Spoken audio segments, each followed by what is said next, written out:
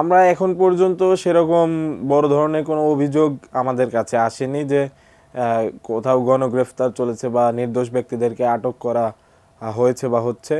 তো সেই জায়গা থেকে আমরা মনে করি যে এই কার্যক্রম, যেহেতু বাংলাদেশ সেনাবাহিনী এই মুহূর্তে ম্যাজিস্ট্রেসি পাওয়ার হোল্ড করে, সেই জায়গা থেকে বাংলাদেশ সেনাবাহিনী, পুলিশ বাহিনী প্রত্যেকের যৌথ একটি সমন্বয়ে তারা অভিযান যদি পরিচালনা করে, তবে অবশ্যই যারা প্রকৃত অপরাধী তাদেরকে গ্রেপ্তার করা সম্ভব বলে মনে করি, এবং আমরা আমাদের জায়গা থেকে এখন পর্যন্ত সন্তুষ্ট। আমরা দাবি করেছি যে বাংলাদেশে আস্তে আস্তে কিছু পক্ষ আছে যারা আসলে ফ্যাসিবাদের দোসর, তারা অবশ্যই বাংলাদেশকে নৈরাজ্যকর পরিস্থিতির দিকে নিয়ে যেতে চায়। সেই জায়গা থেকে তাদেরকে দ্রুততম সময়ের মধ্যে আইনের আওতায় আনতে হবে, সেই জায়গা থেকে আমরা দাবি করেছি। আপনারা দেখেছেন যে 2 দিন আগে হাতিয়াতে, নোয়াখালীর হাতিয়া এবং ঢাকার সাভারে কিন্তু অনাকাঙ্ক্ষিত ঘটনা ঘটেছে, এবং গাজীপুরে সরাসরি হামলার ঘটনা ঘটেছে। তো এইরকম ঘটনা কিন্তু আস্তে আস্তে বাড়তে থাকবে। কেন? কারণ রাষ্ট্রীয় যে আইন প্রয়োগকারী সংস্থা তারা কিন্তু খুব বেশি অ্যাক্টিভিটি দেখায়নি। এর পাশাপাশি বলতে চাই, সেনাবাহিনী তাদের কাছ থেকে আমরা যেটি আশা করেছি সেরকম রেসপন্স কিন্তু পাওয়া যায়নি।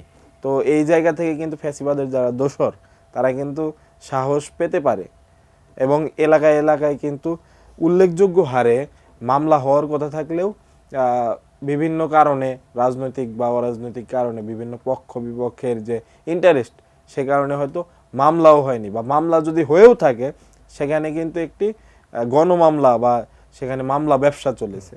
সানবিট সব দিবে সামাল। সানবিট ম্যাজিক প্রেস ডিশওয়াশিং এর মাথা ঘোরানো সলিউশন। তো সবকিছু মিলিয়ে এই বিষয়গুলো কিন্তু তদারকি রাষ্ট্রকেই করতে হবে, এবং আমরা অবশ্যই যেহেতু এটি শুরু হয়েছে এটিকে অ্যাপ্রিসিয়েট করি, এবং আমরা আশাবাদী এখানে প্রকৃত যারা অপরাধী তারা অবশ্যই গ্রেপ্তারের আওতায় আসবে। দেখুন, রাজনৈতিক দলগুলোর যে আসলে কনস্ট্রাকটিভ ভূমিকা হওয়ার কথা ছিল, সেই জায়গা থেকে আমার কাছে মনে হয়েছে অনেকাংশে, এটা আমি ব্যক্তিগতভাবে মনে করি যে এটি আসলে এই আন্দোলনে আসলে কার কত ভূমিকা বা পূর্বে কে কত নির্যাতিত হয়েছে এগুলো প্রমাণ করে আসলে মানুষের সিম্প্যাথি আদায়ের যে একটি সংস্কৃতি বাংলাদেশে বরাবর ছিল, সেই দিকে তারা আসলে ঝুঁকছে। এবং একই সাথে তারা বারবার নির্বাচন যতটুকু উচ্চারণ করছে, মানুষের যে অধিকারের জায়গা থেকে আর কি এই আন্দোলনটি একটি গণ অভ্যুত্থানের রূপ নিল, তারা কিন্তু মানুষের অধিকারের জায়গায় খুব বেশি কথা বলছে না, তারা সব কিছু অধিকারের মূল কেন্দ্রবিন্দুতে রাখছে নির্বাচন। তো